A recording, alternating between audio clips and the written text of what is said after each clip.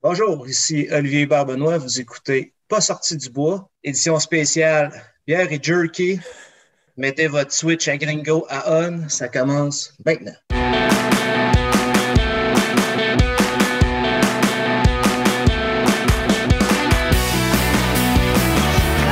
messieurs, votre gagnant du 110 km! Si tu commences à te sentir bien en courant un ultramarathon, fais-toi-en pas, ça va passer. Grand champion du 125 km! Encore une fois cette semaine, l'épisode est présenté par NAC. C'est plus un secret pour personne, NAC est en train de changer la game en fait de nutrition pour les athlètes d'endurance. Que ce soit avec leur barre Ultra Énergie qui ont le parfait ratio 4 grammes de glucides pour 1 gramme de protéines ou leur poudre Ultra Recovery qui fait maintenant partie de ma routine d'après-course, NAC offre une gamme complète de produits faits pour toi. Si j'ai piqué ta curiosité et que tu veux essayer leurs produits, NAC offre 15% de rabais à mes auditeurs. Va sur le nacbar.com, remplis ton panier, entre le code promo pas sorti du bois et le tour est joué. PASSORTIDUBOIS en majuscule. Merci à William, Nico et toute la belle gang de NAC et bon épisode. Ouais, ben, on n'est pas sorti du bois, hein? Bonjour tout le monde, bienvenue à Pas sorti du bois, épisode numéro 28, déjà 28. Aujourd'hui, je suis en compagnie de Olivier Hubert-Benoît. Salut Olivier. Salut Yannick. Comment ça va? Très bien, et toi? Et merci beaucoup de l'invitation. Écoute, ça fait plaisir. Élève un peu, on va voir ton t-shirt parce que là, tu es un digne représentant du Gringos Running Club. Et voilà. Ouais, oui. Je n'ai parlé avec Marie-Ève la semaine passée. Tu es membre, tu es fondateur en fait du Gringos Running Club. Tu es aussi un aventurier, un triathlète, un coureur d'ultra. On aura l'occasion de jaser de tout ça. C'était supposé être un programme double, back-to-back, 2 épisodes consécutifs du Gringos. Mais là, il y a un certain Jean Fortier du QMT qui est venu faire des grosses annonces. Puis il est venu se quizer dans un épisode spécial que j'ai diffusé dimanche dernier.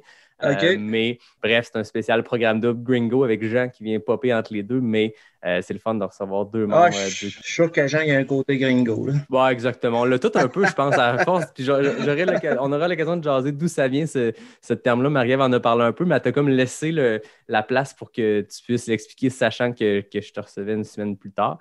Donc, on aura l'occasion de jaser de tout ça. Tu reviens aussi d'un trip assez fou, une aventure sur le sentier des Jésuites ou le sentier maître Innu. Ça aussi, j'aimerais ça qu'on commence avec ça. Mais avant qu'on entre dans le vif du sujet, tu l'as dit en introduction, c'est un spécial bière et jerky. Présente-moi qu'est-ce que tu manges et qu'est-ce que tu bois.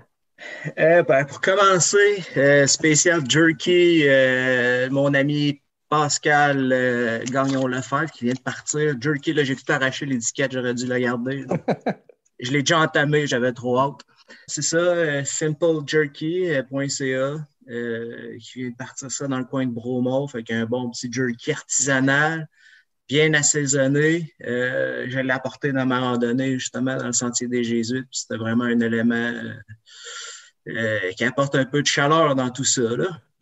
Ah oui, c'est important, je pense, dans des trips comme ça. Autant les gens qui font des ultra courtes distances, longues distances ou des aventures comme toi de plusieurs jours, je pense que c'est important de m'emmener à travers le plan nutritionnel de se gâter un peu puis se donner un peu de bonheur olfactif parce qu'à un moment donné, juste manger des gels puis des affaires salées puis tout, il faut contrebalancer ça avec du sucré puis il faut se faire plaisir. Oui, exact. Ça, on a pas mal du sucré, salé. Ça joue tout le temps dans ces tons-là, là, mais le jerky avec un peu de poivre dedans comme ça, là, c'est vraiment, ça fait vraiment du bien, puis ça change la gueule, comme on dit. C'est clair. Écoute, moi, je t'accompagne dans le jerky, je te l'ai dit, moi, tu m'en as offert, puis je te remercie. Moi, je suis végétarien, fait que je suis plate de même. J'ai quand même allé me chercher du jerky vegan. Pour vrai, j'étais un gros fan de jerky avant d'être végétarien. Puis quand j'ai découvert ces produits, il y en a un peu partout, plein de sortes. Là. Je ne suis pas là pour faire des plugs. De toute façon, ce n'est pas une compagnie québécoise que ça ne vaut pas la peine. Mais il y en a du super bon jerky vegan. J'accompagne ça d'une stout espresso de la microbrasserie Menot. Menot dans Charlevoix.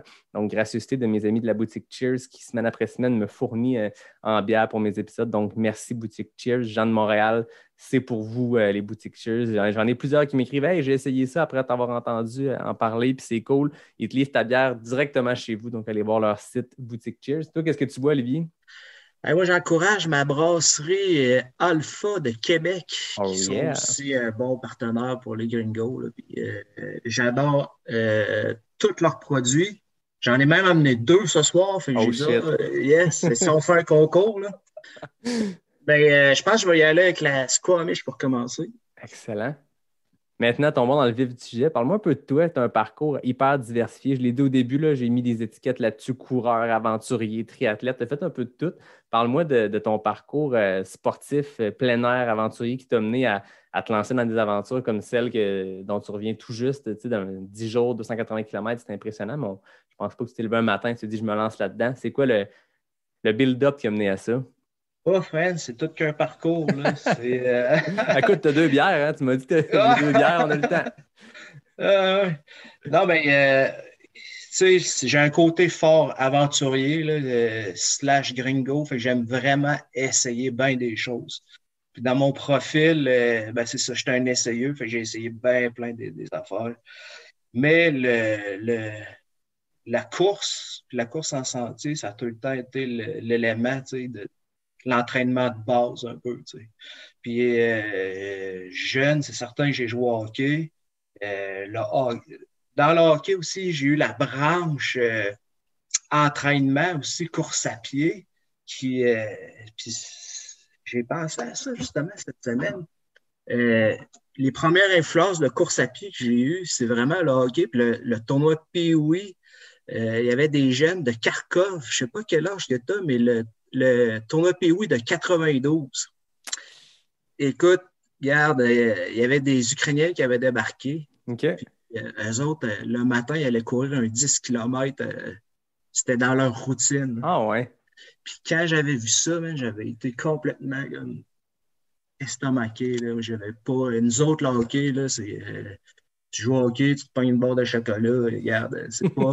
On n'avait pas comme cet esprit-là. Puis quand je les avais vus, comme de fait, ils avaient complètement. Ils étaient ben trop forts, les gars. Là. Ils étaient surentraînés. C'était vraiment des machines. Là.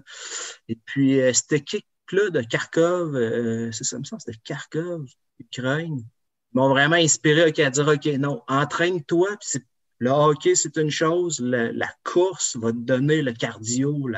Ouais. Puis dans tout le sport que j'ai fait après, j'ai tout le temps eu un côté de course. Là. OK. Puis là, on voulait dire aussi, le côté aventurier, ça, je l'ai tout le temps eu. Fait que de partir dans le bois, jeune, que ce soit avec mes cousins, j'avais déménagé jeune à Sainte-Brigitte de Laval, ça a été un peu l'élément initiateur d'arriver dans cette espèce de bois-là montagneux qui ressemble un peu à Stoneham et compagnie. Ben oui.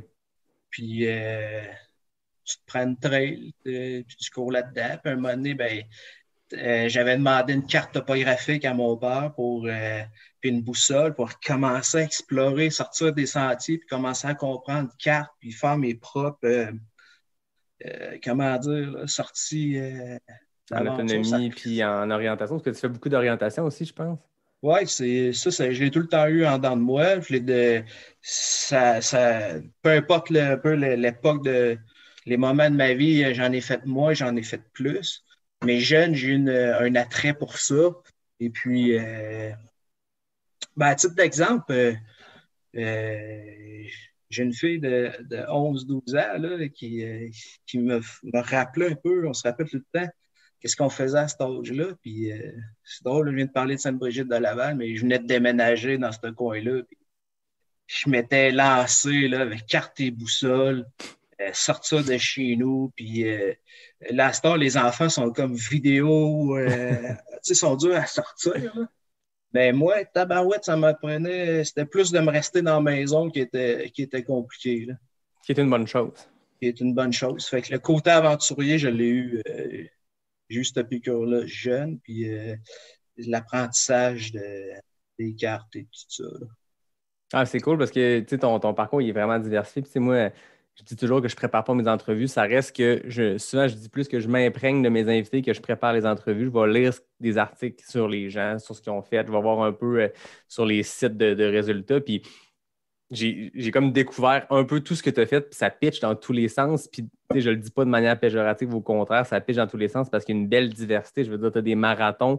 Un marathon 3h12, le commun des mortels autour ici qui écoute l'épisode 3h12, c'est un solide temps.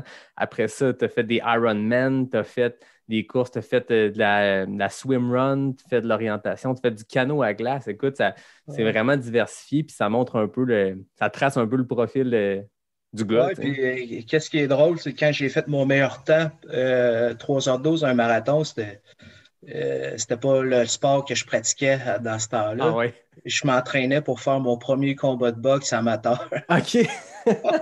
J'ai pas vu ça nulle part. Non, ça. Malade. J'ai eu un moment donné une piqûre que j'avais jamais fait de sport martial jeune. Puis vers 30 ans, j'ai dit, Kim, je veux l'essayer. Je voulais savoir c'était quoi le feeling de monter dans le ring puis d'essayer ça. Fait que j'ai commencé à m'entraîner solide. Mais c'est jamais arrivé, j'ai jamais eu mon combat. Je me suis blessé au coude. J'ai dû mettre ça de côté. Mais l'entraînement, comme je te disais, la course à pied, je me disais, regarde, dans le ring, là, si tu affrontes un marathonien, bonne chance, man. Ah, c'est clair. Autant pour le cardio que même pour la force mentale. Là, pour finir un marathon, n'importe qui, peu importe le temps, il y a une force mentale qui vient avec ça. C'est pas de la petite guerre. Hein. Ça va te faire essouffler dans le ring. Mais c'est ça, la course à pied, c'est vraiment pour moi, ça ouvre des portes à plein de choses. Puis c'est ça que j'ai fait. Dans le fond, mon parcours, c'est ça, c'est que j'ai essayé bien plein de trucs. Quand les Spartan Race ont commencé, ben yes, man, moi, je vais l'essayer. Là. Ah oui. Puis j'en ai fait un tas. C'est parti comme c'est venu, dans le fond. Le Spartan Race, j'ai eu un intérêt. Puis à un moment donné, c'est parti, j'ai passé à d'autres choses. Et puis, tu as mentionné Ironman, c'est le même genre de piqûre. Et puis, celle-là m'est arrivée dans mon congé de paternité. J'ai cru à mon deuxième. Puis là, j'étais en vacances en Floride, sur le bord de la piscine. Je me rappelle encore, j'étais avec mon père. J'ai dit, hey, père, je veux essayer Ironman. Puis, le plus cocasse là-dessus, c'est que je n'avais jamais fait de natation. Je savais nager, là, mais j'ai jamais fait de distance dans une piscine, là, des allers-retours. Fait que mon père m'a donné ma première leçon, et puis on en rit encore, là, parce que c'était solidement cocasse. Fait que là, mon père m'avait montré dans une piscine je pense que c'était 12 mètres et demi en Floride, là. Faut que tu reposes ton bras. Fait que lui, il faisait taper son bras dans l'eau, puis là, repose ton bras, puis là, tac! Puis là, c'était ma première leçon. Mais dans mes vacances, man, j'avais déjà acheté mon wetsuit. Ah ouais? Ouais. Pour dire, regarde, là, puis j'avais déjà mon plan. Je m'étais fixé 3 ans pour devenir Ironman. Et puis là, j'ai écouté des YouTube, puis je me suis abonné à la revue Triathlète. Puis je m'étais fait un programme de 3 ans. Je me suis dit, la première année, j'essaye un demi-Ironman. La deuxième année, un autre. Puis la troisième année, man, c'est l'Ironman. Fait que c'est ça qui s'est passé. C'est ça qui s'est passé. Ça a été un cheminement super le fun. Et puis, après mon Ironman, je n'ai plus fait parce que veux pas, c'était ben trop de temps. J'ai consacré beaucoup d'efforts là-dessus, mais ça a été tellement un beau trip. Là. Puis, il fallait que je jumelais ça à des vacances familiales. Puis mon premier demi-Ironman, c'était dans le coin de Timberman. C'était dans le Maine. OK. Puis mon deuxième, c'était Tremblant. Très cool comme expérience, là, en passant. Tu arrives là, tu as l'impression d'être dans un village olympique. Ah, c'est ça, hein? C'est une fin de semaine de fou quand ça se passe. Hein? Ah, c'est cool. Puis là, après ça, j'étais allé à Lake Placid faire l'Ironman. Oh shit, OK. Puis ça a été super. Là. La place est comme magique. Puis de mémoire, c'est un des premiers là, Ironman. Tu as eu Hawaï. Ouais. Je me rappelle plus l'histoire, là, ça a commencé à Hawaï, mais le premier sur le continent, c'est Lake Placid. Qui était reconnu aussi pour avoir des Olympiques au début des. Ben oui. Ils ont reçu les Olympiques 1 ou 2 fois. Fait que, ils ont vraiment belle place. Là. Ah, c'est trippant. T'es un gars passionné. J'ai l'impression que quand tu te lances dans quelque chose, c'est quoi l'expression? C'est quand tu as une idée en tête, tu l'as pas d'un pied. Tu dis que tu as eu l'idée de faire ton Runman. Après ça, le wetsuit, tu as acheté, tu avais le plan 3 ans, puis tu l'as suivi à la lettre, tu t'es rendu dans un objectif. Quand tu te fixes quelque chose en tête, tu fonces puis tu y vas. Ah, exact. Exact. C'est un élément motivateur. Puis j'aime ça me donner un objectif à très long terme que je garde en tête. Et puis au travers de ça, je le parsème de petits défis, mais qui me guident vers le grand dans 3 ou 5 ans. Tu sais. Ben ouais. Ben, c'est logique, je pense, de le prendre par petites bouchées. Puis je pense que c'est nécessaire parce que si tu fixes des objectifs ambitieux avec des deadlines trop serrés, ben, ça demeure que tu vas juste être déçu parce qu'une blessure, une fois, un petit bobo vient comme de chambouler tes plans.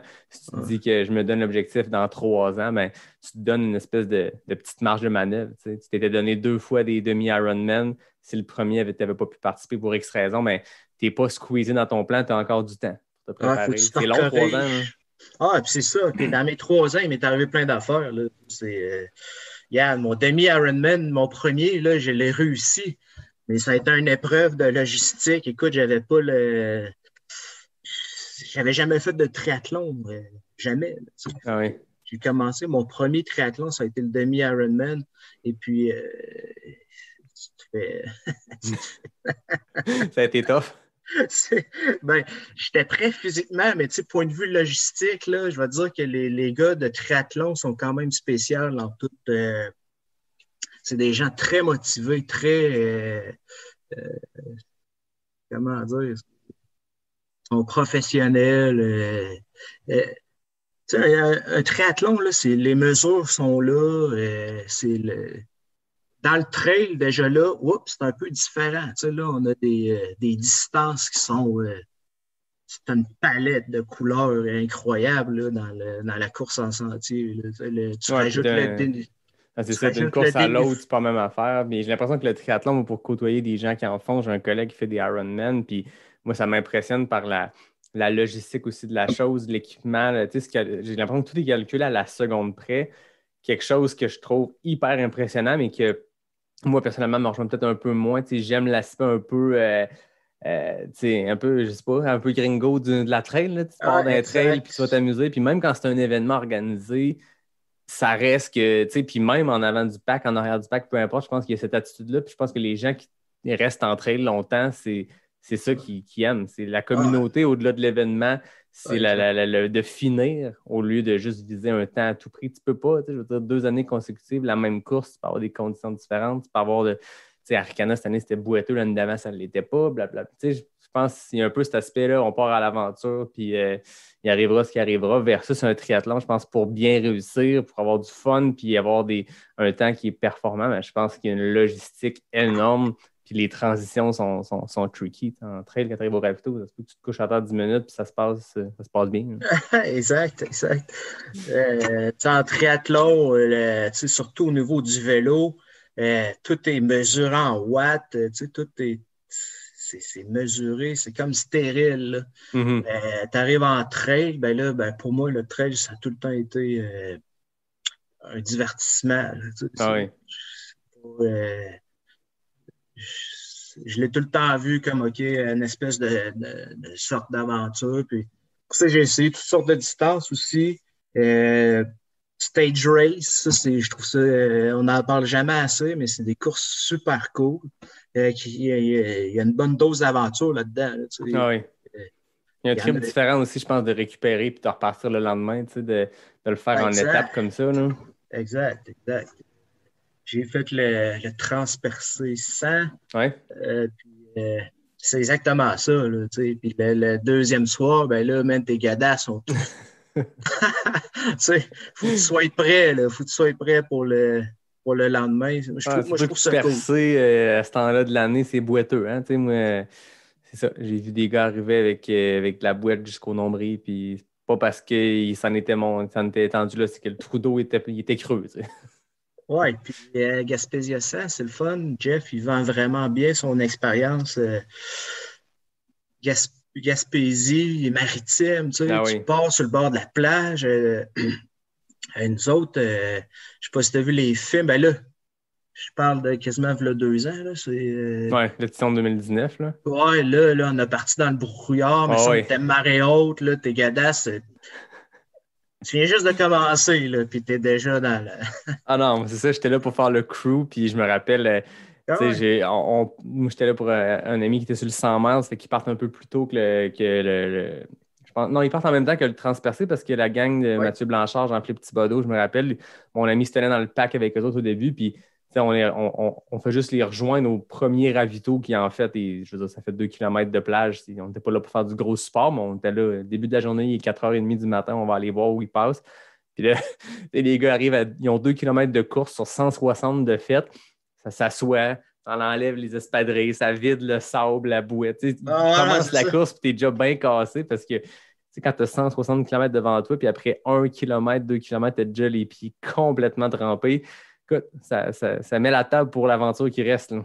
Exactement ça, tu l'as dit, c'est une aventure. Fait que Ouais, c'est cool. Puis les j'ai plus. aventures plus à longue distance, comme tu as fait plus récemment, ça vient de où, ça, ces aventures-là plus en autonomie?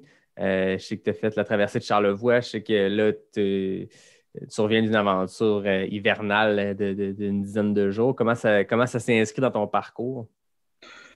Ben, c'est un peu un intérêt avec les courses d'endurance. À un moment donné, je voulais essayer ça. Puis de fil en aiguille, ben, le- c'est essayer de comprendre tous les mécanismes en arrière de ça, puis de dire, OK, toi, qu'est-ce que tu es capable de prendre comme défi? Puis il y a aussi beaucoup d'influence aussi. Euh, Comme exemple, Hélène Dumais, là, ça a été une influence incroyable Ah ouais? dans mon développement. Et j'ai été dans son crew pour l'Infinitus. OK. Puis c'est quand même, ça a été une solide école là, pour moi de voir un athlète aussi déterminé. Euh, c'était super le fun. Puis de voir aussi le crew, la logistique en arrière de ça, de voir, de comprendre un peu Hélène, les mathématiques qu'elle avait découvert pour réussir. Tout ça, fait que ça, il y a beaucoup d'influence là-dedans de dire, OK, je veux l'essayer. C'est certain que moi, c'est pas l'Infinitus, là. C'est pas dans. Ouais. 888 km. Mais c'est drôle que tu en parles parce que tu sais, David Bombardier me racontait exactement la même chose. Je ne sais pas si c'était la même année que tu faisais le crew que David l'avait PC aussi. Mais il Ben, racontait à quel point c'était une influence puis à quel point ça a été une école d'ultra ou de logistique ou de préparation juste de l'avoir allé. Tu sais. Exact. Puis, ben oui, c'est l'année Tu l'as fini. c'est là que j'ai connu David Bombardier aussi. OK. Fait qu'on s'est comme, on s'est entrecroisés. Moi, je pense que j'ai resté 5 jours sur l'Infinitus. Puis David, lui, est arrivé, il en a peut-être fait 5 aussi, mais moi, j'ai dû quitter la fin de semaine, puis lui, il a comme fini, là, on s'est OK. chevauché. Mais après ça, tu sais ça, on était à la même école, là, David, après ça. Après ça, David, ben, ça a été dans le Gringo Boss là, qu'on s'est. Ah oui, c'est ça, exact. Parce qu'on pourra en parler, tu parlais du Gaspésia tantôt, mais le Ouais. Gringo Boss, c'est un incontournable du Gaspésia. Je me rappelle, moi, j'étais à Percé en 2019, puis le monde en jasait. Tu sais. Il y avait comme la gang qui arrivait du Gringo Boss. Là. Ah, exact, exact. Mais c'est quand même une ça vient quand même de l'école Infinitus, dans le fond. Ouais. On s'est connus là. Le Gringo Boss, Hélène Dumais, ben, c'était la porte-parole. David Bombardier a eu une bonne influence aussi pour faire la promotion du bus. Et puis, OK, et en plus, il y avait Aaron sur le Aaron Clou, qui était aussi sur le crew pour l'Infinitus. OK. Que lui m'a fait connaître la fondation sur la pointe des pieds. Yes. Puis de fil en aiguille, c'est le sentier des Jésuites qu'on va parler plus tard, ben, ça vient tout de cette école-là. Là, Tout est interconnecté. Hein. tout Fait que est ça part de l'Infinitus. Ouais, ben, il y a bien des affaires qui ont. On remercie Hélène de se lancer dans des aventures de Ben, 888 c'est ça. km. C'est des personnes qui ont de fortes influences. Là. Puis ce qu'elle a fait à l'Infinitus, c'est sûr que dans tout le trail running, écoute, c'est tellement diversifié. Tu as l'espèce d'Infinitus au travers de ça qui pop, qui est un peu différent de bien des affaires. Mais waouh! Il n'y a pas de terme. J'essayais d'en chercher un quand j'en parlais avec Hélène, quand je l'ai reçu. Puis invraisemblable, je ne sais pas non parce qu'elle l'a fait, mais il y a quelque chose de complètement fou, puis c'est dur de se le mesurer, mais je pense qu'il y a encore là, tantôt tu parlais de progression, puis de se fixer des objectifs, ben Hélène, même si elle a fait des trucs complètement fous en termes de distance et tout ça, il y a quand même petite bouchée par petite bouchée. C'est pas le même matin, puis je vais aller faire 888 km. Elle a un background de randonneuse qui a fait les Pyrénées dans sa jeune vingtaine. Après ça, les ultras, les longues distances, les 100 mètres, 200 mètres. À un moment donné, tu déboules, puis tu arrives à quelque chose comme ça. Mais je pense que même au-delà de la distance et de l'accomplissement, c'est la femme aussi, puis toute sa détermination, puis sa force mentale qui l'amène à faire ces choses-là, puis à les réussir. Hein. Non, exact. Je pense qu'avec Infinitus, elle a fait une marque comme un peu intemporelle dans la communauté de trail. Puis c'est surtout l'influence. Regarde, David en parle encore, j'en parle encore, puis ça va rester longtemps, ça. Non, c'est ça. Puis comment le Sentier des Jésuites est arrivé à travers tout ça? Tu dis que c'est par un contact que tu as rencontré à l'Infinitus, après ça dans le Gringo Boss. Comment tout ça s'est placé ensemble? Combien de temps de préparation et combien de temps à y penser avant de te dire bon, ben, je mets mes skis puis je pars pour le lac Saint-Jean? Comme je te dis, les expéditions comme ça, j'ai beaucoup de préparation en arrière de ça. J'en ai fait une aussi dans l'Arctique sur les traces de Sir John Franklin en 2018. Okay. Cette expédition-là, je l'ai quand même travaillé 3 ans de temps, juste pour faire J'aime faire des expéditions qui sont... avec un côté athlétique, mais je fais des recherches aussi un peu historiques en arrière de ça pour apporter plus de connaissances là, à mes aventures. Okay. Puis celui-là, en particulier, j'ai travaillé vraiment fort côté historique, de tout faire les recherches, qu'est-ce qui s'était passé avec cette expédition-là là, de Franklin, qui se sont... comment dire, pauvres guillards qui qui ont abandonné le navire en plein milieu de l'Arctique, puis ont entrepris une marche. Puis nous autres, on voulait retourner sur l'île de King William Island puis essayer de marcher tout le long des berges pour essayer de trouver des artefacts de cette... OK.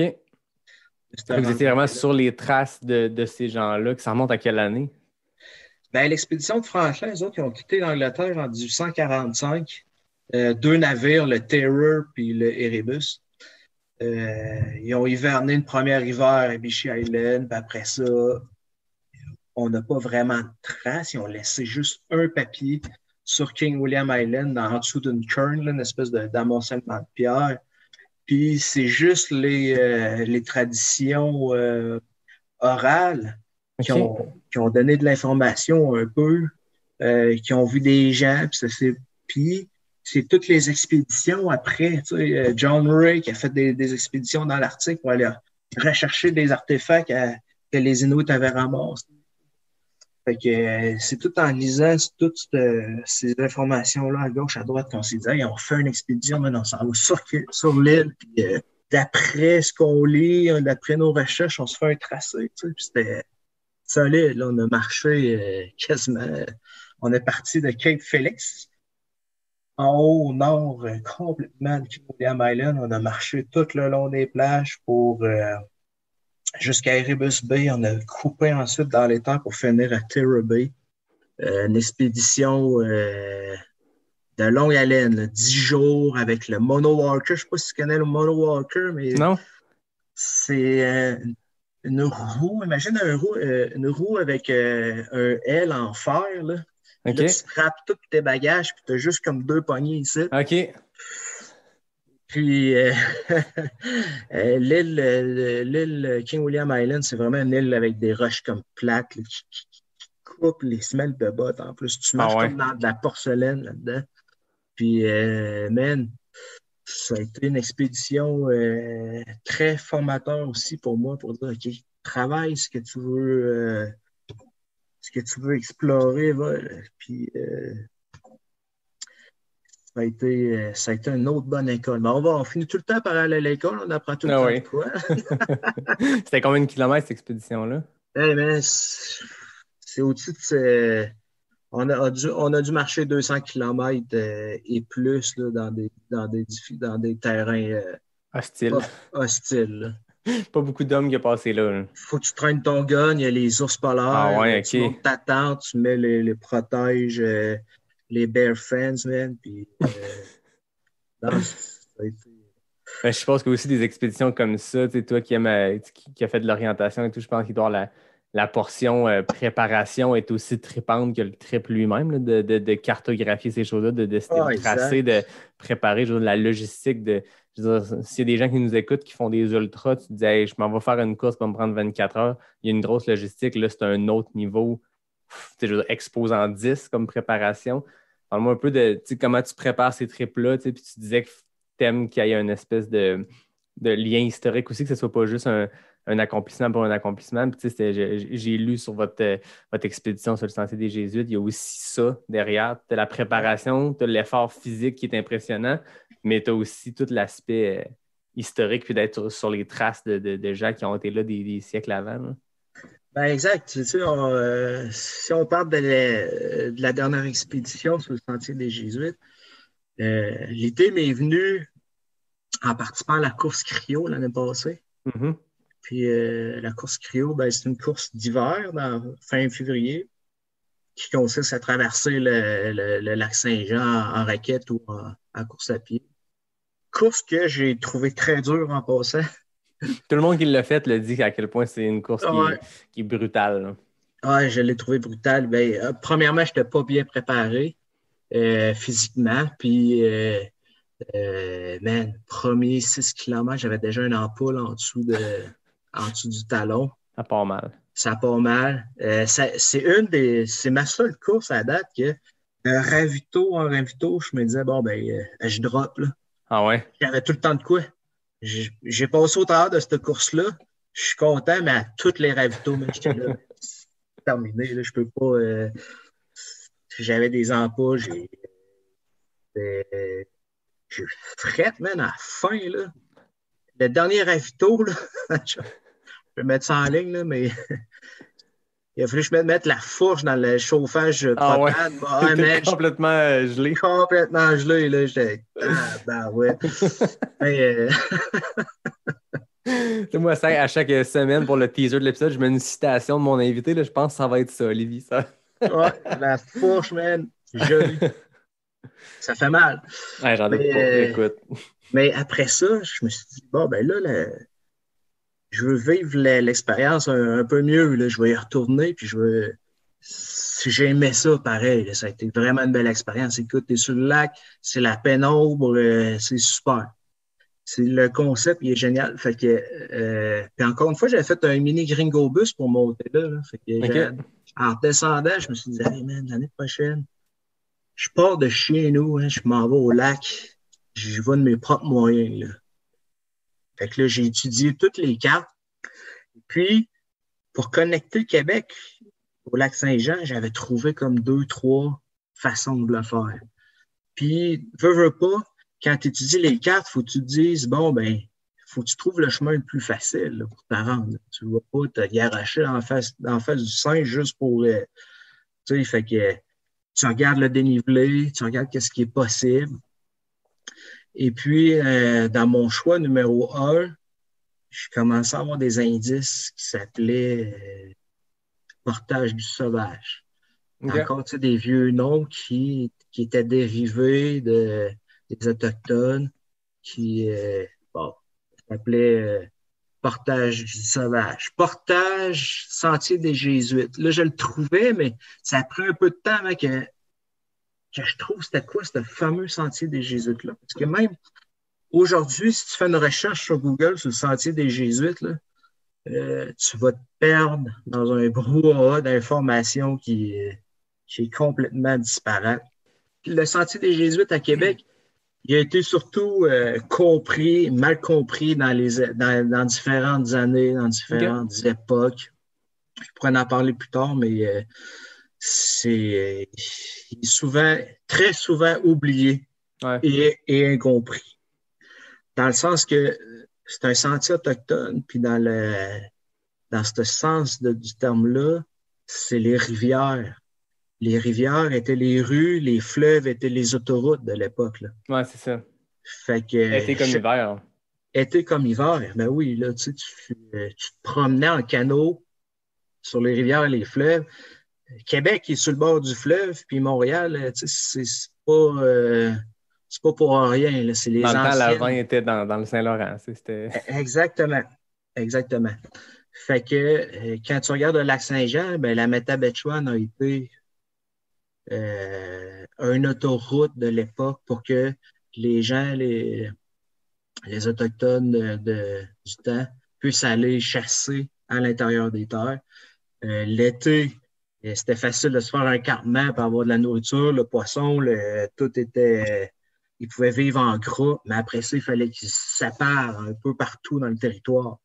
Puis là, ça vient le sentier des Jésuites, mais c'est surtout le sentier maître des Inuits montagnais. On l'appelle le sentier maître parce que tous les sentiers secondaires venaient se connecter au sentier maître. OK. Fait que tu avais comme la grande section, le sentier maître.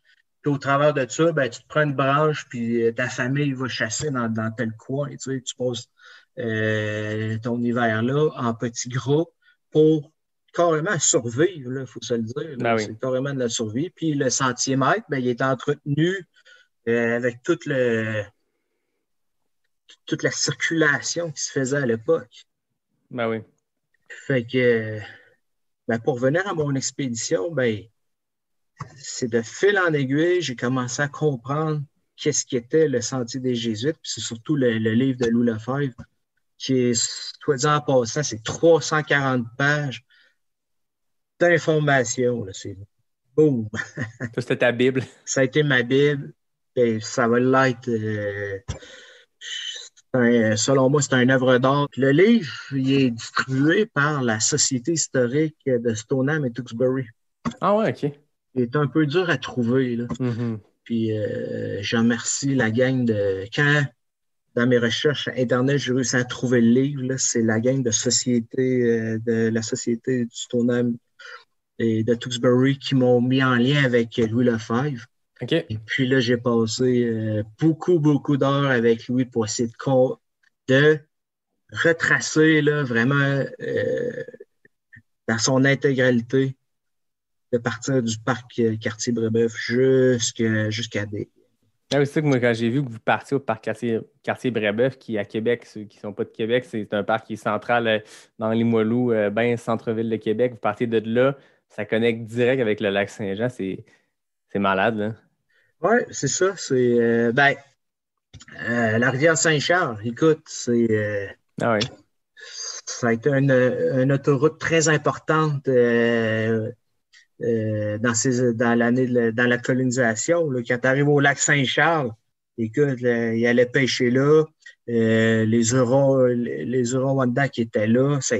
Le lac Saint-Charles a une histoire terrible. Là. Puis, d'ailleurs, ils ont fait des fouilles archéologiques dans ce coin-là, puis ils ont trouvé des artefacts de 4000, 5000 ans, dans le temps que la mer de Champlain s'est retirée. Tu sais. Fait qu'aussitôt que la mer de Champlain s'est retirée, ça a été le début du Sentier des Jésuites, là, Ben oui. de connecter avec le lac Saint-Jean.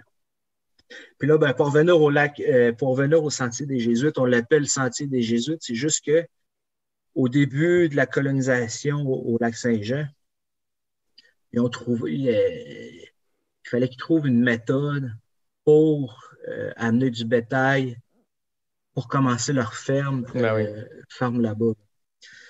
Et puis, c'est les Autochtones, c'est les Inuits montagnais qui avaient la clé de l'énigme en prenant le maître sentier puis d'aller chercher le Québec via ce sentier-là. OK. Fait que tout est parti de ces informations-là qui pitchent un peu partout, je suppose, parce que justement, c'est pas un sentier balisé, on s'entend, c'est une série de rivières, de portages entre les rivières et les lacs. Combien ça a pris de temps, combien ça t'a pris de temps du moment que tu as eu l'idée jusqu'à trouver puis à cartographier ton tracé, ton sentier? 1 an. 1 an. 1 an de tout avoir l'idée de le réaliser, ça a été 1 an, puis j'ai mis Puis j'ai eu de la belle collaboration en plus là, avec Louis, là, c'est énorme. C'est grâce à lui, dans le fond. Là. Puis pour revenir à ce que je te disais tantôt, dans ma cartographie, dans mon choix numéro 1, qu'on prend tout le temps le chemin le plus facile. Ben oui. Ben, c'est ça que les Autochtones du temps avaient fait aussi. Là. Ils avaient pris le chemin le plus facile, point de vue dénivelé. Puis quand la gang voulait apporter du bétail à Métabetchouan, écoute, il fallait qu'il amène un taureau là-bas. Là. Ben oui. Il fallait pas le faire monter par la côte. Tu sais, Non, c'est clair. Puis il y a de la montagne entre les deux. Là, je veux dire, quand vous montez au lac Saint-Jean, quand tu passes à l'étape, tu es à 800 mètres passés. Exact. Puis Québec, tu es à 0. Là. Fait que t'es déjà Exact. en partant, c'est montagneux en masse comme coin. Là. Exact. Puis, ben, regarde juste le parc national. C'est époustouflant. Mais cette section-là est particulière. Mais l'histoire du Sentier des Jésuites est formidable. D'ailleurs, le parc national, savais-tu quand j'ai appris ça aussi dans le livre, c'est que il y avait un projet de barrage hydroélectrique dans Jacques-Cartier. Ah ouais? Oui, ils voulaient mettre un barrage direct là, mon homme. Dans les années 70, ça a été une des premières manifestations écologiques, si tu veux, là, au Québec. Puis le Sentier des Jésuites a un peu servi là-dedans à dire non, si vous faites votre barrage, vous allez détruire les vestiges du Sentier des Jésuites. Man, je peux pas imaginer un barrage dans ce magnifique non, imagine. parc, les gens de la région de Québec, je pense, tous ceux qui font un peu de plein air ou de la course en sentier ou peu importe le sport, le parc de la Jacques-Cartier, c'est un privilège d'avoir ça dans notre cour en arrière, puis c'est exceptionnel. Puis la Jacques-Cartier, parce que, tu sais, quand tu fais un barrage, il y a le fait que tu fais un barrage à la rivière, mais il y a aussi les impacts que ça a, tu sais. Ouais. Si tu mets un barrage dans Jacques-Cartier dans les années 70, aujourd'hui, il y a clairement un lac plus haut à cause d'une accumulation d'eau. Puis on n'a pas le beau parc national naturel qu'on a à côté ici, avec une préservation de la faune, de la flore. Puis c'était écœurant comme spot. Là. Ah non, exact. Comme tu dis, toutes ces lectures-là m'ont fait OK, wow, c'est hot. On a sauvé une là. Solide. Solide. C'est intéressant que ces recherches-là aussi t'amènent à découvrir pas juste sur le Sentier des Jésuites lui-même, mais sur notre parc national à côté, puis de voir un peu des choses qui sont passées il n'y a pas si longtemps, puis que justement ce tracé-là historique est venu être l'argument qui a dit non, on le fera pas finalement. Puis, mais quand même, wow, quand j'ai vu ça. Non, le Sentier des Jésuites, il fait partie de notre patrimoine plus que je le pensais. Mm-hmm. Tu sais, tantôt, je disais, ils l'ont mal. On l'oublie, on ne le comprend pas. Au fil des époques, on l'interprète à notre manière, le Sentier des Jésuites. Comme, par exemple, au début des années 1800, ils voulaient faire un chemin de fer entre Québec et le lac Saint-Jean. La vieille rumeur que là, il y avait un chemin, ils l'appelaient le chemin français dans ce temps-là, là. Puis au travers de tout ça, il y avait des arpenteurs qui voulaient faire un chemin de fer. Qui disaient, si on passait par là, ça veut dire que le dénivelé, ce serait dans ce coin-là qu'il faudrait tirer un trait puis faire un chemin de fer. Il n'y a jamais eu lieu. Mais dans toutes les recherches, le Sentier des Jésuites, il y avait une inspiration pour... OK, ils cherchaient pour faire un chemin de fer. OK. D'ailleurs, je ne sais pas si tu te rappelles, j'ai fait le défi 24 heures Québec, Rivière-à-Pierre. Oui, tu t'es connecté Rivière-à-Pierre, la gare de Rivière-à-Pierre à la gare du Palais. Tu as fait un tracé même qui est sur Fastest Known Time, un tracé d'une gare à l'autre. Je pense que c'est quoi? C'est quasiment 100 km ce tracé-là? Gare, c'est 96 km. Okay. Mais ça, c'est une sous-dérivée de mon Sentier des Jésuites, parce que justement, là, je suis en train de parler des chemins de fer. Et puis, là, c'est là que j'ai compris qu'il existait le chemin de fer entre Québec et Rivière-à-Pierre. Et puis que le fameux chemin de fer, finalement, il a fait Rivière-à-Pierre pour aller au Lac-Édouard et puis vers en haut, Van-Bruxelles, puis qu'est-ce qui signe.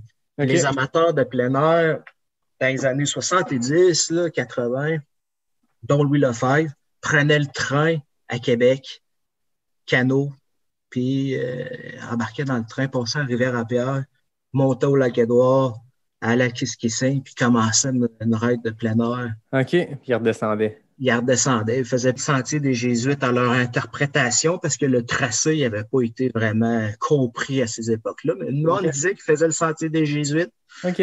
juste de bouche à oreille. Tu sais, il disait, ouais. si tu prends Métabetchouan, de rap, puis tu sais, le bouche à oreille, on en revient quasiment à mon expédition de Franklin, là. Ah ouais, c'est ça. C'est-à-dire que, ouais, les gars de Franklin, ils ont passé par là, mais ces époques-là, les preuves historiques, là, il n'y en a pas tant que ça. C'est des Autochtones qui, tu sais, ton morceau de boulot, là, il est décomposé si on fait un tracé là-dessus. Ben non, c'est ça. Il y a peu d'écrits. Tu sais, il y a peu À ta d'écrits. connaissance, y a-tu du monde qui l'avait fait dans son format que toi, tu te lançais, tu sais, ce tracé-là que toi, tu as cartographié avec les écrits, avec ce que tu as entendu, ce que tu as lu, ce que tu as jasé. Y a-tu d'autres personnes qui l'avaient essayé dans les dernières décennies? Ben, le tracé, c'est Louis Lefebvre qui l'a quasiment pendant 30 ans fait ses études pour Ah ouais. proposer son livre en 2008 qui est sorti. OK. Mais, Puis lui, il l'a-tu fait, l'expédition? oui. OK. Lui, il l'a fait en 1980. OK. Et puis, la journée de mon départ, je vais publier cette photo-là bientôt, là. Mais l'expédition de 1980, il y a encore 3 survivants, si tu veux, de cette expédition-là. Il y avait Louis, il y avait Marc Allard, puis Georges. Et puis, ils sont venus à mon départ, justement. Ah, c'est vrai? Ouais. Crème, c'est cool, ça. Ça, c'était vraiment cool, là. Comme boucler la boucle, les derniers qui l'ont peut-être accompli entre eux, les années 80, en 80, Ouais. puis toi, en 2021. J'aurais tellement aimé ça réussir, là, cette expédition-là, mais Mère Nature m'a empêché, là. Puis Moi, comment Sébastien Lapierre s'est intégré à cette aventure-là? Ceux qui ne connaissent pas Sébastien Lapierre, c'est le premier Canadien qui a atteint le pôle Sud en solitaire, en pleine autonomie, parmi d'autres aventures. C'est un gars qui a fait des trucs assez fous aussi en termes d'aventure, d'autonomie, puis de partir dans la brousse en solo. Comment il s'est intégré à ton projet? Ben, j'ai connu Sébastien suite à mon expédition dans l'Arctique. Je me rappelle plus là, via les réseaux sociaux. Sébastien, lui, avait fait une randonnée en kayak dans l'Arctique canadien. Puis, on a commencé à chatter ensemble à ce temps-là. Puis, après ça, ben là, quand je suis arrivé avec le Sentier des Jésuites, là, je dis là, ça me prenait un partner solide. Puis je pense que au Québec, là, il y avait Sébastien Lapierre qui est de calibre quasiment, qui est de calibre international, là. Ah oui. J'ai dit, Sébastien, j'ai besoin de ton aide pour réussir cette expédition-là.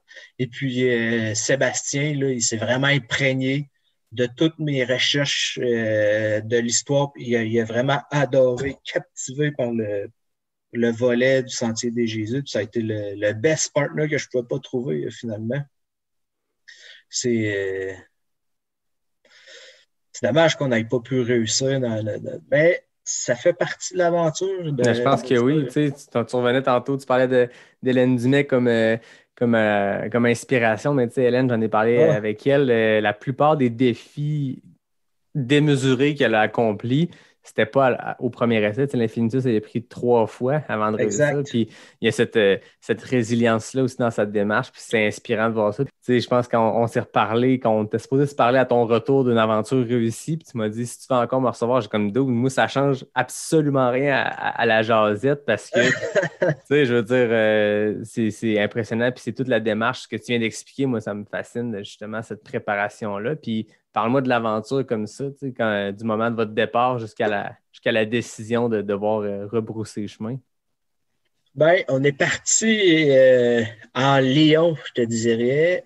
La première partie du Sentier des Jésuites, c'est la partie urbaine. Donc, c'est la rivière Saint-Charles. Pour aller jusqu'au lac Saint-Charles, pour aller dans la vallée de Tewksbury, puis ensuite aller chercher la fameuse Rivière-Jacques-Cartier. Fait que ça, c'était la région urbaine. Puis, qu'est-ce que je me rappelle de cette première journée-là? J'ai réalisé comment il y avait de personnes qui avaient suivi mon expédition via la télé. Là. Un moment donné, on avait fait un petit portage sur... on n'avait pas le choix de sortir. Il y avait un pont, boulevard par le Lièvre. Ben, il y a un autobus de la ville qui a arrêté. Puis le chauffeur a fait « Hey, c'est vous autres les aventuriers? » là? Puis là, on a vraiment vu qu'il y avait un effervescence dans Ouais, c'est clair. Tout le monde qu'on a croisé avait entendu parler de notre sentier. Fait que la première journée, ça a été à l'Aige. On n'avait pas notre traîneau. Mais on s'est claqué quand même après ça, on s'est rendu jusqu'à Empire 47 là, dans la mer. OK, ouais, quand même. Quand même. Fait que, je ne me rappelle plus des chiffres, mais on a. Ben, la rivière Saint-Charles, si tu pars de Limoilou, tu t'as fait en intégrale, c'est un 32 kilos, je pense. Oui, ça, on a fait 40-50 km la première journée. Ah ouais, c'est ça. Ensuite, le lendemain matin, c'est la journée la plus dure parce que ça consiste c'est l'obstacle principal du sentier des Jésuites. C'est la fameuse montée en altitude. Au point où on est, là, c'était à peu près à 230 mètres d'altitude à la rivière Jacques-Cartier. Et puis, il faut que tu ailles chercher un 710 dans un 20 km, je te dirais. OK. Puis, ben, c'est pas si hallucinant que ça. Là, tu sais, là, quand on parle de dénivelé dans le trail, c'est pas ça. Il y a une différence entre le faire dans une trail balisée, d'aller faire tu vas faire les loups au parc de la Jacques-Cartier, ce sentier-là, puis tu viens de faire ce dénivelé-là. Par contre, là, c'est une autre game aussi. Vous êtes avec les skis de randonnée, vous avez le traîneau, vous passez pas nécessairement par le sentier balisé par le parc Glacépac, là. C'est un autre game, mais il faut se rappeler que le sentier des Jésuites, c'est le chemin le plus facile pour se rendre au lac Saint-Jean. C'est le chemin pour passer du bétail, c'est le chemin que le monde utilisait. Les trails ont tout le temps une fonction. Ah oui. Quand tu regardes une carte, la trail est supposée te dire s'il y a du monde qui ont pilé ici, c'est qu'il y avait une utilité, il y avait un but. Là. Ouais. Un sentier devient un chemin après, devient une autoroute. T'sais, ça dépend combien de personnes l'utilisent. Donc, on parle de monter à 710, mais c'est certain que le dénivelé n'était pas si fort que ça, parce que là, il faut passer le bétail et tout ça. Mais bref, ça fait quand même une grosse journée d'expédition pour monter à 710 mètres avec le pack-sac. Je t'arrête 2 secondes parce que je pense qu'on ne l'a pas dit. Moi, c'était comme acquis dans ma tête parce que j'ai vu les images et tout. Mais du début à la fin, étiez-vous tout le temps en ski de randonnée? Oui. OK, vraiment de A à Z, c'était avec les skis de randonnée. Je tenais à le mentionner juste pour camper pour les gens qui écoutent. OK, est-ce à pied, en raquette? Non, c'était en ski de randonnée. Oui, non, c'est ça, en ski de randonnée. Fait que troisième journée. Troisième journée, là, c'est là que ça commence à être intense. On a beaucoup de lacs à traverser, puis de ruisseaux. Et puis là, c'est plate cette année. Il y a eu des redoux, il y a eu de la pluie. Les lacs ont comme gelé, ils ont accumulé de la pluie, puis par-dessus, la neige a servi à isoler la pluie puis la slotch en dessous de ça. Mais on avait tellement d'espérance de monter en altitude qu'on n'avait pas ce phénomène-là. Et puis les nuits étaient frettes. Là. Ah ouais? On a pogné les 3 nuits. Là. J'avais pas de thermomètre sur moi, mais j'ai vraiment eu l'impression que autour de moins 18, moins 20 nos nuits. Là, quand même. Il faisait frais. Colin, la neige, elle isolait tout ce ah ouais? Fait que notre troisième journée, on a fait seulement 7 km après une journée d'ouvrage. Là. Aïe, aïe. Puis quand je te dis une journée d'ouvrage, là, c'est une très grosse journée d'ouvrage. C'est un gros 7 km. Là.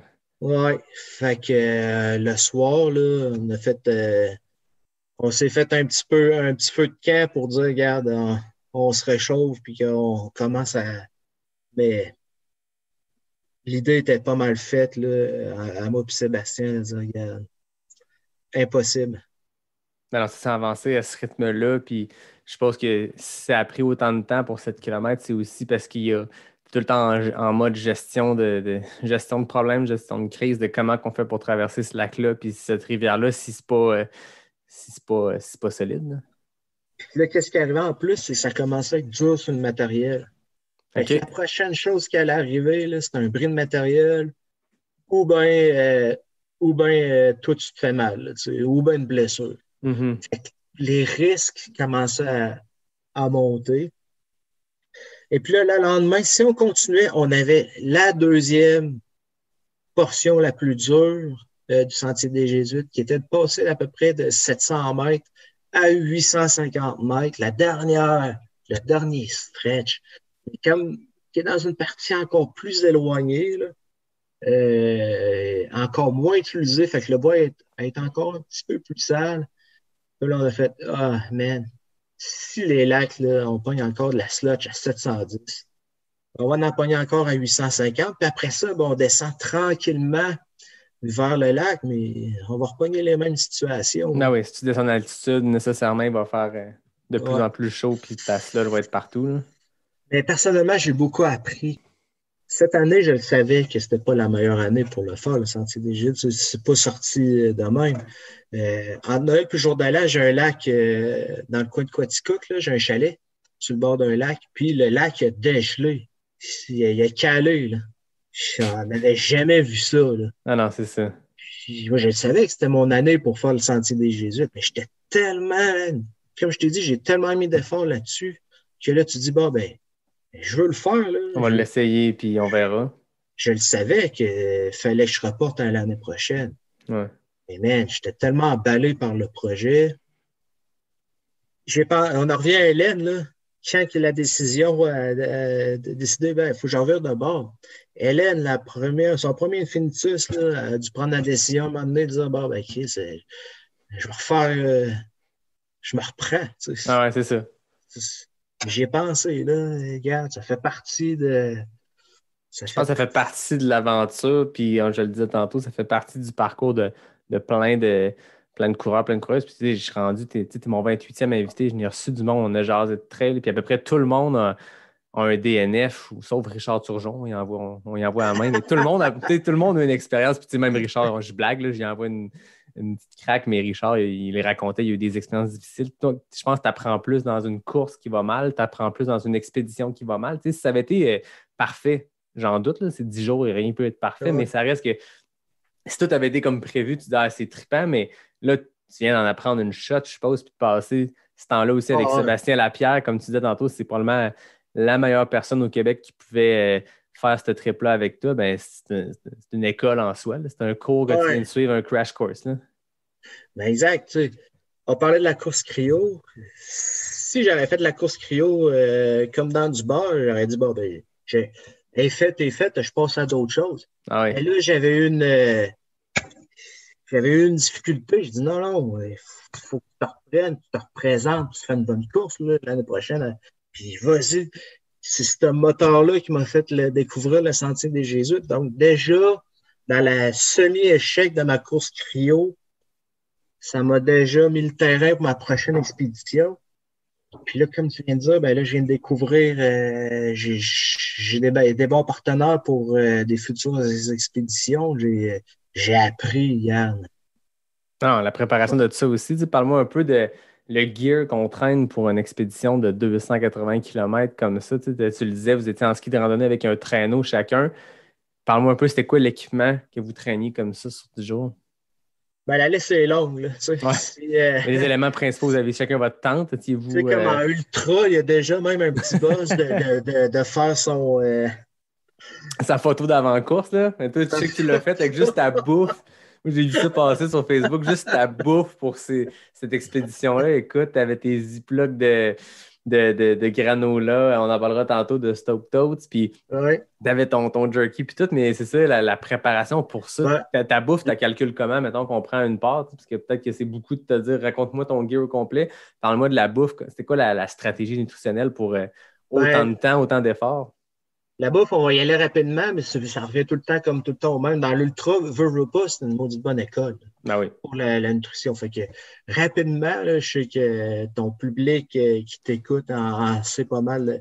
Bon, ben, j'avais comme target entre 5000 et 5500 calories par jour. OK. Là-dessus, qu'est-ce qui est très important, c'est le poids versus calories. Fait que plus que ta bouffe est lourde, plus que... Puis c'est ça le challenge, c'est d'avoir des calories, mais qui te rapportent et qui sont légères. Ah oui. Faut que tu traînes pendant ce que tu vas manger la dernière journée. Il faut que tu traînes à partir du jour 1. Là. Fait que tu sais, la nourriture déshydratée, bon, ben, man, c'est dur à battre, là, ça ne pèse rien, puis tu as des calories là-dedans. Mais après ça, ben, c'est plus les bars puis toutes les collations qui commencent à hop, puis là, tu commences à avoir du stock en arrière. Fait que c'est vraiment ces calculs-là de dire, OK, qu'est-ce que tu emmènes comme collation? Le volume n'était pas si important que ça parce que, tu sais, j'ai quand même la place dans le traîneau, mais c'était vraiment le poids, tu sais. Ouais. Qu'est-ce qui est dans les autres calculs, c'est l'hydratation. C'est que là, il faut que tu te fasses de l'eau à partir de la neige. Puis il faut que tu traînes ton nafta, tu sais. Combien de nafta tu vas traîner pendant 10 jours, combien de nafta ça prend pour faire 1 litre d'eau, comment tu vas boire d'eau dans une journée. Puis après ça, ben là, c'est toute cette mathématique-là aussi, l'hydratation qui est très importante. Et puis que je regarde un peu ce que j'avais fait lors de mes 3 premiers jours. Je me dis que j'avais peut-être fait un erreur aussi dans mon calcul d'hydratation. Normalement, dans mes expéditions hivernales, je traîne tout le temps mon Camelback dans mon sac à dos. Ouais. Ton sac à dos sert un peu à réchauffer ton eau, mais la dernière fois que j'avais fait une expédition, je ne sais pas ce qui était avec mon sac, mais il a tout foiré mon linge dans mon sac à dos. Puis là, l'hiver, c'est toute la notion d'humidité, tout ton linge, l'eau, c'est ta pire ennemie. Là. Ah oui. Fait que même quand tu fais des efforts, quand tu arrives à la fin de ta journée, t'espères que tu sèches ton kit, tu sais, pour que le lendemain, tu aies moins de... Si tu commences déjà à prendre ton linge de sport, ça va pas bien sur du jour. Non, c'est ça. Il faut que tu réussisses à garder ton linge sec. L'humidité, c'est... Fait que faire une histoire courte, j'ai pris comme 2 thermos pour faire mon hydratation dans une journée. OK.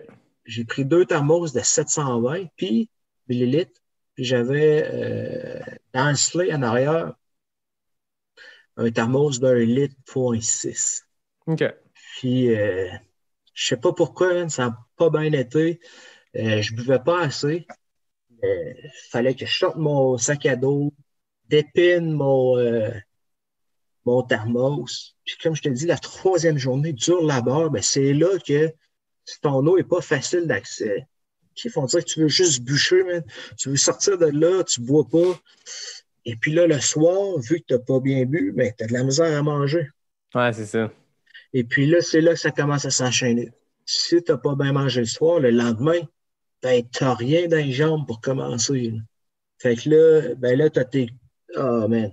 Puis en expédition d'hiver, la nutrition, c'est pas hyper complexe, mais tu gardes tout le temps un peu d'eau chaude le soir pour te starter le matin. Là, si tu commences le matin à te faire bouillir de la neige pour ta bouffe le matin, tu perds une demi-heure, 40 minutes. Là, le matin, là, tu sors de ton sleeping.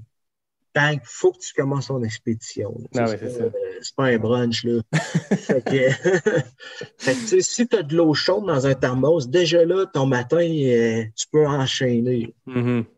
Après ça, tu es sur les collations un peu toute la journée. Puis le soir, tu refais ton eau, tu refais ta nourriture déshydratée. Puis c'est un peu le bait nutritionnel si tu veux dans une expédition à longue durée.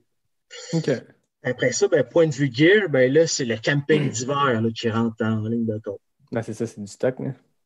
Camping d'hiver, là, c'est la tente d'hiver qui est quand même pesante. Matelas de sol, j'utilise tout le temps 2 matelas, un en forme et un gonflable.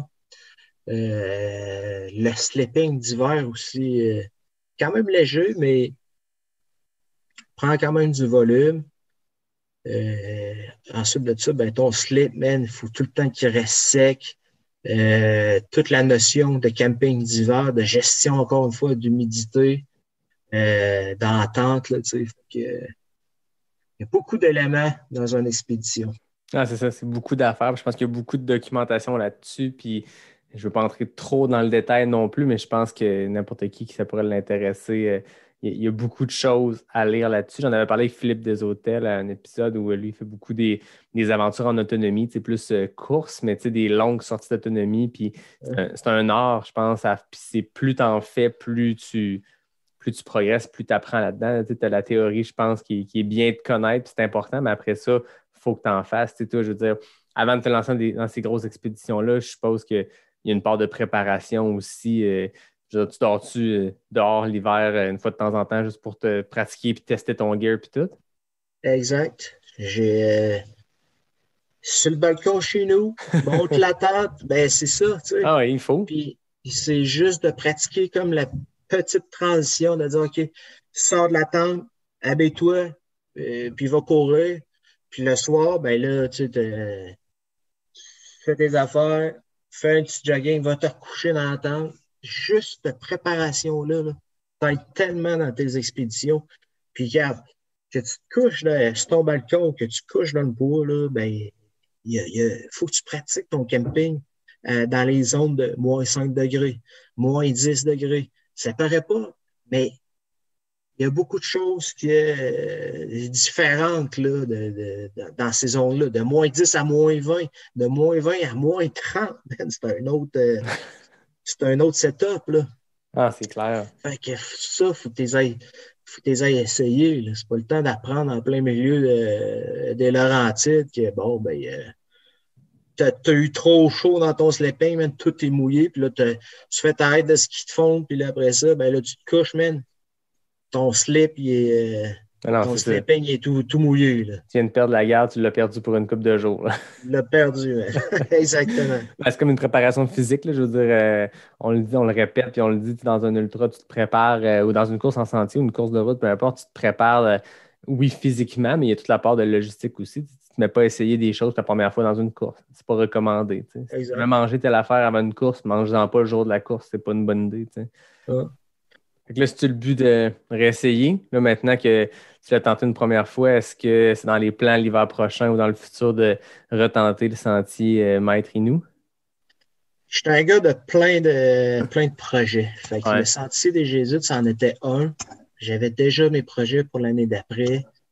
Puis, tu sais, comme on disait tantôt, j'ai tout le temps mes projets pour, mes 3, 5 ans. Puis là, ça, fallait... Dans ma tête, je le réussissais. Oui, la fenêtre d'opportunité, c'était cette année. Après ça, l'année prochaine, j'avais un autre projet en tête. OK. Mais, je dois t'avouer que lui, il est tannant. Là, parce il travaille. Oui, il me travaille. Ça fait une semaine, ça fait pile une semaine aujourd'hui à peu près qui était annoncé justement que tu étais revenu et tout. As-tu le temps de faire la paix avec cette décision-là, avec cette aventure-là, ou il y a encore un petit sentiment de devoir non accompli ou un petit goût amer? Il y a eu beaucoup de positifs en arrière de ça. Mm-hmm. Dans les plus puis les moins, là, il y a beaucoup plus de positifs. Ah, c'est cool. Il y a tellement de monde qui m'ont écrit là, avec du positif pour dire, regarde, ton expédition m'a inspiré. J'ai acheté le livre. Regarde, ça, là, c'est tellement le fun que d'avoir fait une expédition puis d'avoir dépoussiérer cette vieille histoire-là. Puis là, bang, dans l'espèce de communauté de plein air, j'ai popé de quoi, tu sais. Puis là, il y a un intérêt. Là. Ouais. Ça, Ça c'est se met une tellement... graine, puis là, ça fait son chemin. Là. Exactement. Fait que ça, c'est super positif. Puis, tu sais, pour un aventurier, regarde, tu peux pas... c'est gratifiant, là. Ah, c'est ça. Ah, ben, c'est cool que déjà que tu le vois positivement, puis ça démontre aussi le genre de gars que tu es aussi, là, de te relever, puis regarde, il y a du positif là-dedans, puis on apprend dans ces choses-là, puis on en retire du positif, puis ça va clairement te servir, peu importe c'est quoi ton expédition pour l'an prochain. Je sais pas si tu vas en parler ou si c'est des projets top secrets en développement, mais c'est sûr que ça va te nourrir pour la suite. Là. Ah, exact. Fait que là, ben, l'année prochaine, c'est sûr que là, ça me travaille encore ben trop de réussir ce sentier-là. Ah oui. Puis, t'es encore trop jeune pour dire, OK, je vais le faire, mais je dois t'avouer que oui, j'ai repensé déjà aux mathématiques. Dire, OK, la prochaine, si je le refais, là, c'est sûr que je vais avoir une autre approche. Ouais. Cette année, je dois dire que j'avais trop mis peut-être l'accent sur le profil un peu athlétique, de dire, OK, je vais le faire en 10 ou 12 jours. La prochaine fois, si je le fais, je vais dire, bon, ben, regarde, là, je vais avoir une approche peut-être plus sac à dos avec un poste de ravitaillement quelque part pour dire, regarde, plus léger, plus rapide. Puis, tu sais, le prix de l'autonomie, là, ben, je pense que je l'ai... Là, je me dis, OK, là, le traîneau versus... OK, là, je voulais vraiment être autonome, man. Puis là, de dire, OK, là, je fais le Sentier des Jésuites, ça fait comme 40 ans, il n'y a personne qui l'a fait. Puis moi, je veux le faire en autonomie. Puis en plus, on était dans le COVID. Et là, ça, man, c'est quand même quelque chose. On fait tout le temps, tu sais, on parle d'ultra, puis FKT, puis tout ça. Dire, OK, je l'ai fait en autonomie. C'était-tu la meilleure approche pour dire, OK, c'était la première fois, tu sais. Je me suis pas donné la tâche facile. Mais le fameux sentier des Jésuites, mais même si je me fais un poste de ravitaillement, il est tellement éloigné. Disons, j'aurai une équipe l'année prochaine d'un poste de ravitaillement. Ils vont vivre toute qu'une expédition. Ouais, ça va être une expédition pour eux autres aussi. Hein. Oh, ça va être une expédition. Là. Fait que là, j'ai toute cette mathématique-là encore. OK, mais ça te trotte dans la tête. Là. Ouais, c'est ça. Mais oui, man, c'est trop poche de dire, OK, j'ai pas réussi. T'as encore plein de temps pour le faire. T'es jeune, t'as plein d'années devant toi pour retenter. Écoute, quand t'auras un hiver un peu plus froid et pas de couche de slush, déjà, tu vas te donner une petite chance. Hein? Ouais, c'est ça. Mais comme je te dis, j'avais d'autres aventures de préparer, puis celle-là me faisait ouvrir une autre porte pour une autre chose. Puis, bang! Mais ça a été une très belle expérience. Puis, on verra, là, on verra ce qui suit, mais l'année prochaine, à suivre. À suivre. On aura l'occasion d'en reparler. Ouais. Avant de finir, là, je veux qu'on parle des Gringos Running Club parce que j'en ai parlé un peu avec Marie-Ève la semaine passée. C'est un club de course à Québec que tu as fondé. Parle-moi des débuts de ça, puis on veut savoir c'est quoi un gringo. Ça part de où ce terme-là, le terme gringo? Ben, le gringo, c'est un peu parti de mon surnom, tu sais, ben, ça partit surtout à mon milieu de travail. De dire, OK, là, le monde avait comme un peu d'intérêt. OK, semaine, court un marathon, puis j'avais pas comme le stéréotype du marathonien là, qui avait le soulier ou bien le vêtement technique. Là. Je vais bien t'avouer que mes premiers marathons, là, c'est pour ça que ça avait un peu le nom Gringo. Là. C'est que moi, j'ai fait avec la peur de chouclac qui était dans mon garde-robe. Ah, c'est ça. J'avais pas de vêtements techniques, puis je prenais le gilet qu'ils me donnaient avec le dossard, man, puis regarde. Puis le côté aventurier, comme je te dis, tu sais, c'est une approche gringo, c'est un peu un mindset.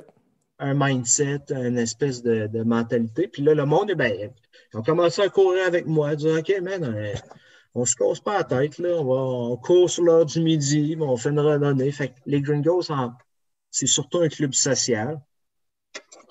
puis qui a évolué au fil du temps. On en a fait un vrai club non-profit, enregistré. Puis, de fil en aiguille, ben là, on a des sorties à tous les jeudis soirs, de type social encore, comme je te disais. Et puis, on se réunit, puis au lieu d'être tout le temps le moins de points de rendez-vous, on va tout le temps comme un peu explorer différentes trails dans la région de Québec. OK. Puis, c'est surtout avoir du fun. Je te dirais que les Gringos en particulier, on a chacun notre plan d'entraînement, chacun fait leurs petites affaires. C'est libre à toi d'inclure la sortie du jeudi dans ton programme, mais c'est plus comme, regarde, tout le monde a son programme de son bord, puis le jeudi soir, on s'amuse entre nous autres. Ah, c'est ça, c'est pas un club que vous suivez tous sur le même programme, puis tu fais des plans d'entraînement pour les autres.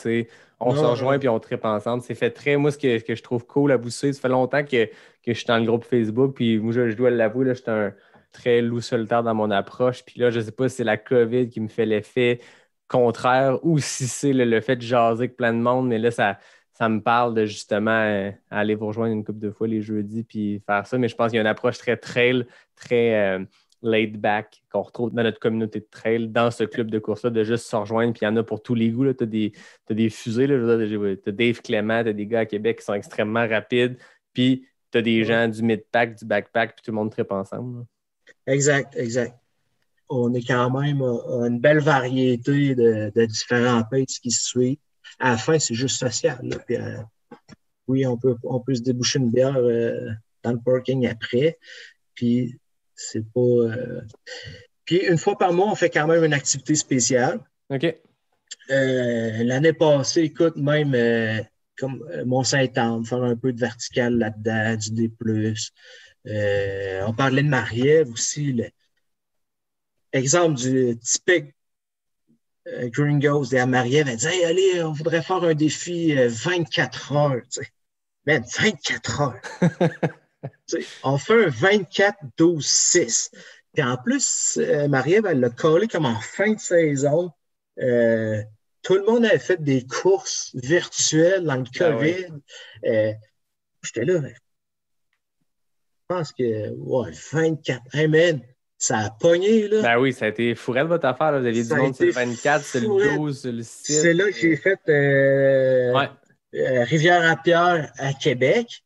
Et puis là, on n'a pas parlé beaucoup, mais moi, pendant ce temps-là, j'étais hors couverture cellulaire. Mais pendant ce temps-là, les Gringos faisaient toutes leurs petites affaires, chacun de leur bord. Puis, de mémoire, là, on était quand même entre 10 et 12 qui se sont essayés pour un 24. Puis chacun a comme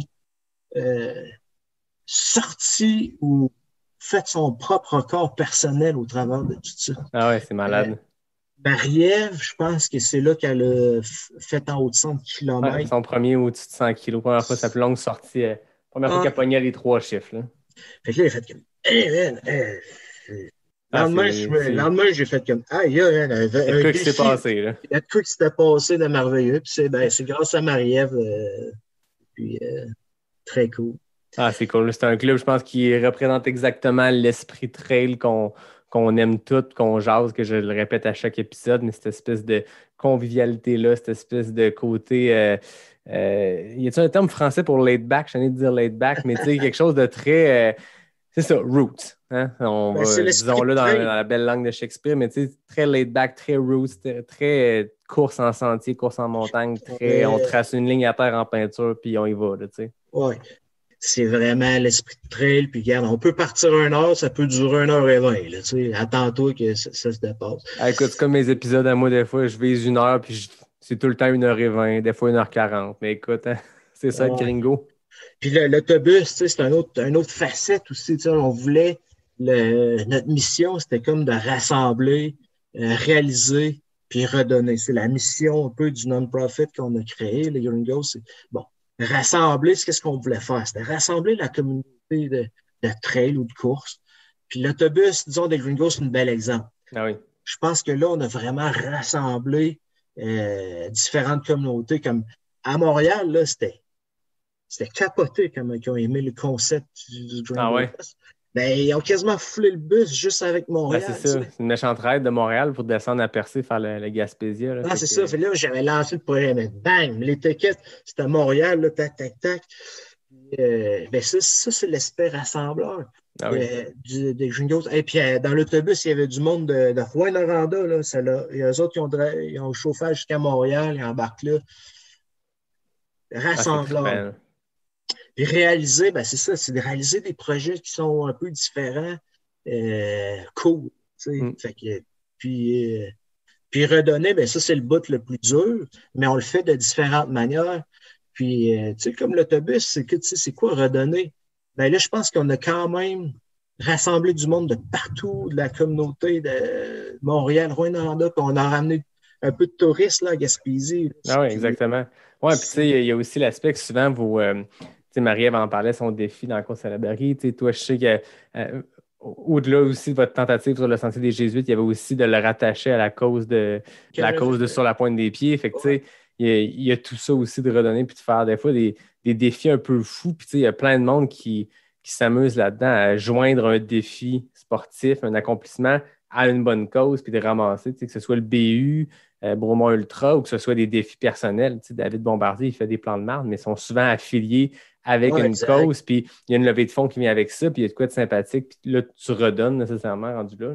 Exact. Fait que c'est ça l'esprit Gringo. Tout le monde est la bienvenue. Puis... Écoute, l'invitation est lancée, là, post-COVID, quand on va avoir le droit. Là, moi, je garde ça proche, puis moi, je te fais une promesse ici en ondes, il va y avoir une trace parlée. Le premier jeudi, je vais être là avec vous autres, c'est ça. Les jeudis Gringo. Yes. Avant de finir, moi, j'ai tout le temps mes questions avec l'Arnaque, mais avant ça, on s'était dit qu'on allait faire un petit tirage pour Stoked Oats. Parle-moi un peu juste de Stoked Oats, ton partenariat avec eux, puis ils t'ont accompagné justement dans ton aventure sur le Sentier des Jésuites. Tu me dis que ça fait 5 ans que tu es ambassadeur pour eux autres? Oui, ben quand même. Stoked Oats, là, ça part de loin. C'est mon ami Simon Donato qui a parti cette compagnie-là. Que ce soit dans le canot à glace, dans tout, c'est ce que j'ai entrepris dans les 5 dernières années. Ils ont tout le temps été là pour dire allez, on te supporte. C'est cool d'avoir un partenaire comme ça qui est fidèle et qui embarque dans tes aventures, tes expéditions. C'est trippant. Là. C'est un bon produit en plus. C'est un produit que toi, tu consommes dans tes aventures aussi, dans tes expéditions. Dans la vie de tous les jours, moi, Stoked Oats, ça fait partie de la nutrition quotidienne. Toute la famille, mes enfants mangent. Ah ouais, puis tu m'en as amené, puis pour vrai, il est vraiment très bon. Puis je l'ai ici à l'écran. Ceux qui ne connaissent pas Stoked Oats, en fait, pour le concours, c'est simple. Vous allez aller sur le site de Stoked Oats, fait que STOKEDOATS.com, donc stokedoats.com. Allez choisir un produit, peu importe c'est quoi. Allez voir ce qu'il y a sur leur site, allez voir leurs produits. Écrivez-moi sa messagerie Facebook ou Instagram de Pas Sorti du Bois. Allez aimer les pages Pas Sorti du Bois. Si vous écoutez ça en ce moment, j'ose espérer que vous aimez mes pages, mais allez aussi aimer les pages de Stoked Oats. Écrivez-moi le produit qui vous intéresse, puis on va faire un tirage parmi toutes les personnes qui m'ont écrit, disons, pour le vendredi 19 mars à 17h. Fait qu'on se donne 2 semaines. Écrivez-moi, puis on va faire un beau partenariat avec Stoked Oats, puis je ferai le pont avec Olivier, puis on fera le tirage, puis on fera un tirage même en Facebook Live. Écoute, on est fou. Comme j'ai fait avec le QMT puis le concours avec Zach, fait qu'on va faire pareil le vendredi 19 mars. Donc, avant de finir, question éclair, NAC, c'est simple, 10 questions. Il faut que tu répondes le plus rapidement possible. Je rappelle que le FKT, le Fastest Known Time féminin et overall est à Isabelle Morin en 22 secondes. Côté des hommes, c'est Richard Turgeon en 25 secondes. Fait que c'est quand même rapide. Tu me dis quand tu es prêt, je pars le chrono puis je te pose 10 questions. Go! Route ou trail? Trail. Bière ou vin? Bière. Course organisée ou défi solo? Solo. Granola ou gruau? Griot. Monter ou descendre la montagne? Monter. Questionnaire, protéines de grillon ou protéines végétales? Grillon. Gaspésie ou Lac-Saint-Jean? Les deux. Courir à plus 30 ou à moins 30? Moins 30. Orientation ou canot à glace? Orientation. Beer mile ou défi 24 heures? Les deux. 27 secondes, all right. C'est un des bons temps. 27 secondes, c'est un des temps les plus rapides, mais j'en ai posé une coupe de bonnes. Là. Je veux dire, Beer mile ou défi 24 heures, on n'a pas parlé à cet épisode-ci, Mais les Gringos, vous avez organisé un beer mile. J'en ai parlé avec Marie-Ève. Ouais, ça, faut être membre actif.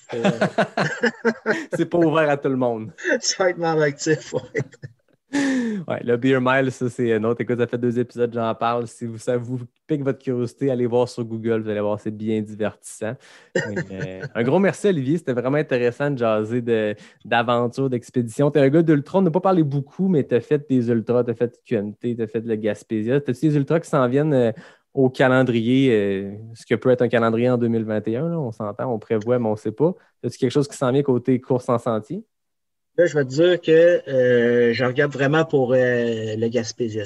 Là, on va regarder. Là, on est encore dans une incertitude totale. Là, ben oui. Bon, en tout cas, j'ai ça. Sinon, j'ai le Bromont Ultra que j'ai dû reporter de l'année passée. Puis, non, ben honnêtement, là, je trouve tellement que c'est une incertitude encore cette année. Ben, c'est déjà deux bons challenges. Gaspésia, okay. Bromont, c'est quelle distance que tu fais? J'avais reporté le 65 parce que là, j'avais d'autres courses aussi l'année passée. Là, fait que là, je pense que c'est le 65 que j'avais pris. Mais c'est ça. Sinon, ben, ça me dérange vraiment pas d'avoir pas de course organisée. Je vais mettre l'accent sur mes expéditions, puis je vais remettre du temps peut-être pour enfin, OK, qu'est-ce que je fais l'hiver prochain? Ah oui, exactement. On va suivre ça. Puis la porte de Pas sorti du bois sera toujours ouverte pour toi quand tu viendras jaser de tes expéditions. C'est super intéressant. C'est un monde que je connais vraiment moins. Puis je trouve ça le fun de le découvrir à travers toi. Puis c'est le fun. Tu es un gars passionné. Puis je pense que tu l'as campé dès le début. Tu es un gars que quand tu as de quoi en tête, ben, tu le fais. Puis tu mets les bouchées doubles, tu mets les efforts, puis tu te mets un objectif, puis tu le fais. Fait que non, c'est vraiment, vraiment trippant de te suivre, Olivier. Puis merci de ton temps.